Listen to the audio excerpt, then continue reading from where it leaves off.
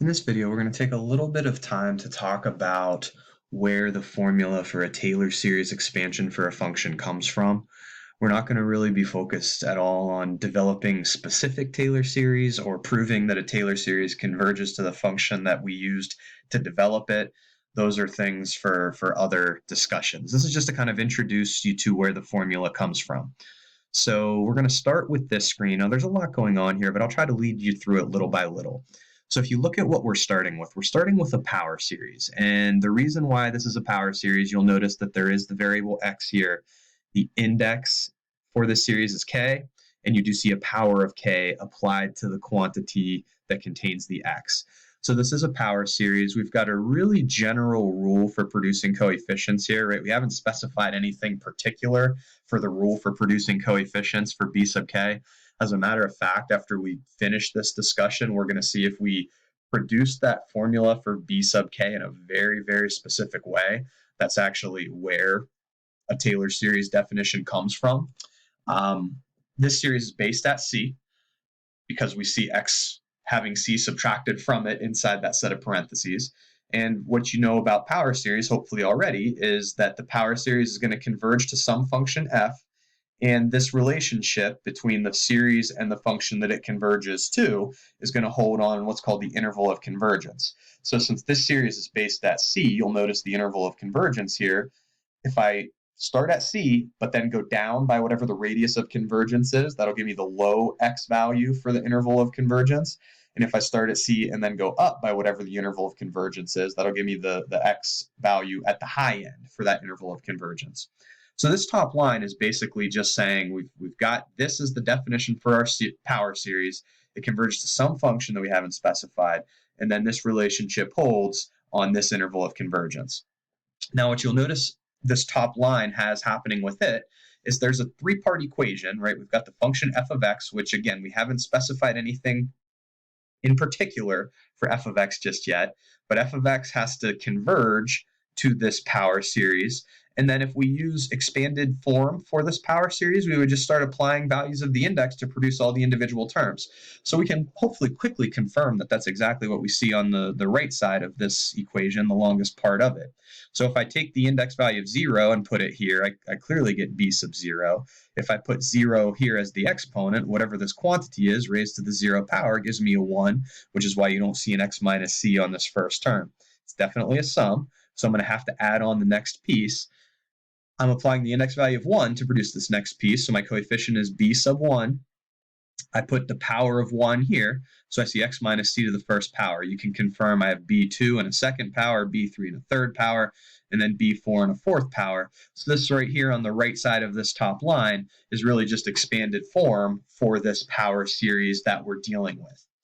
One of the other things that you hopefully have done a little bit of with power series is you've taken the derivative of the function that the power series converges for, and you've determined that when you take the derivative of the series, that new series is going to converge to the derivative of that original function. And that's exactly what we're exploiting here. So if I take the derivative of basically this portion, the middle portion, and the right-hand portion of this equation, what do we end up with? Well, the derivative of f of x is f prime of x. If I take the derivative of the general rule for the series, I'm going to multiply this coefficient by the power. So it'll give me b sub k times k as the new coefficient, and then that power is going to have to go down by 1. Technically, I have to use a chain rule, right? I do have an inner function within the set of parentheses, but the derivative of x minus c is just 1, so not showing that chain rule being finished off is definitely fine in this instance.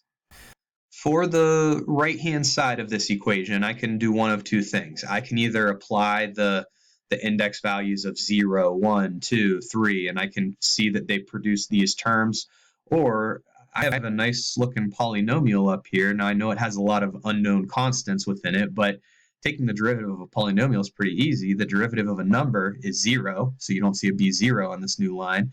Taking the derivative of this term, well, I'm going to multiply this coefficient by this power. That'll give me b sub 1. I subtract 1 from this power, and I get a 0. So this to the 0 power is going to be 1, which is why you don't see an x minus c attached to the b1 anymore. I'm going to multiply this coefficient by this power, so you see a 2b2. I subtract 1 from this power, and that power gets knocked down to a 1.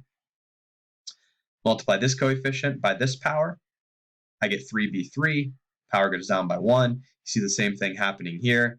Yeah, I should have used the chain rule on each and every term here, but like we argued about the derivative applied to the general rule for the series, the derivative of the inner function is 1 every single time. So not showing those chain rules being concluded is definitely fine once again. The relationship holds between function and first derivative. Well, the second derivative is just the derivative of the first derivative. So this relationship should hold moving forward. So that's all we're doing as we work our way down the screen here. So I'm just continuing to take the derivative of all three portions of this three-part equation, the left, the right, and the middle. So when I take the derivative of f prime, I get f double prime. When I take the derivative of this rule, I get this. And yeah, it gets a little uglier as we move forward like this, but you can quickly, hopefully, confirm this. Here's the coefficient in the series rule for f prime. I'm going to multiply that by this exponent when I take the derivative. So I get b sub k times the previous exponent, and then that previous exponent gets knocked down by 1. I can take the derivative of all of these terms, and you're going to see that you get this for the expanded form for the second derivative, and then we take that one step further. We go to the third derivative. So I take the derivative here, I get f triple prime, I take the derivative of this. It gets a little uglier because I'm going to have the 1, 2, 3 parts of the coefficient that are already there for f double prime's series rule. So 1, 2, 3 parts that copy straight down from this line into the new line, and then I multiply by the previous exponent once again and knock that previous exponent down by 1. Now what you'll notice happening, I'm going to point this out about the third derivative line. If I take the derivative of this line here, derivative of this number is going to go away. So you don't see a 2b2 in f triple prime in expanded form. But the derivative of this, well, I already had a 3 times 2 times b3. This exponent is 1. I multiply by that exponent and nothing changes. I do knock that exponent down by 1, and it becomes 0, which is why I don't have an x minus c on that term any longer. But look at this last term here. I've already got a 4 times a 3. I'm now going to multiply by 2. I can also multiply that by 1 and nothing changes. So hopefully what you're seeing pop up right here is a factorial. 4 times 3 times 2 times 1 is the coefficient of this b4. Even look at it right here.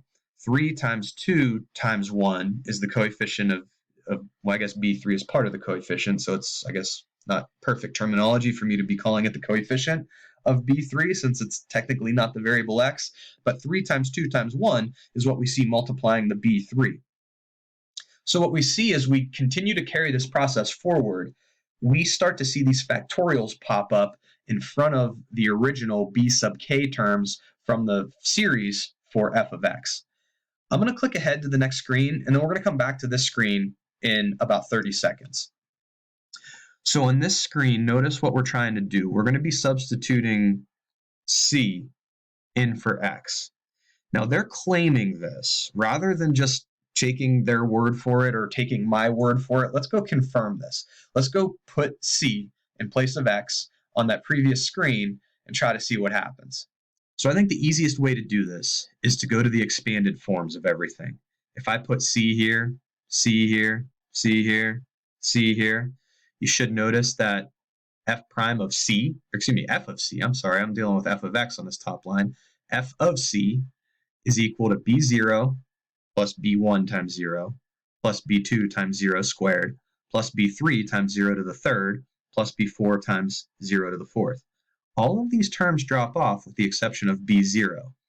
What that tells us is that f of c is equal to b0. If I do the same thing on this line, put c here, f prime of c would be equal to b1 plus this number times, keep in mind c is going in place of x, so 0, plus this number times 0 squared, plus this number times 0 to the third.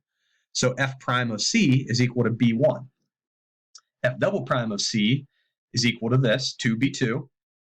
This term goes to 0, this term goes to 0. When we put those c's in place of the x, right? So when we put c in place of all these x's, the majority of these terms from expanded notation drop off because they just become zeros, and we're just left with the term that did not contain any x's. This bottom line, f triple prime of c, is going to be equal to 3 times 2 times b3 plus 0. So 3 times 2 times 1 times b3. So let's go back to that new line, and we basically just confirmed what they told us, right? F of c is equal to b0, f prime of c is equal to b1, f double prime of c, f triple prime of c get a little more involved because we, through that chain of derivatives being taken, we start to have some more popping up in front of each of the original coefficients, b2 and b3. What we want to point out here is there's a nice little formula that we can use to find the kth derivative of f evaluated at c. Whenever it was the third derivative, what we had popping up here was a 3 factorial times b sub 3. When it was a second derivative, we had a 2 factorial times b2. Had we extended this process further, we'd be able to see that the fourth derivative evaluated at c would be 4 factorial times b4. So if we're looking for a formula for the kth derivative evaluated at c, in other words, if we extended that process from the prior screen forward to the kth derivative, we'd be able to determine that after plugging c in place of all of the x's, we would see k factorial times b sub k as the only term that remained.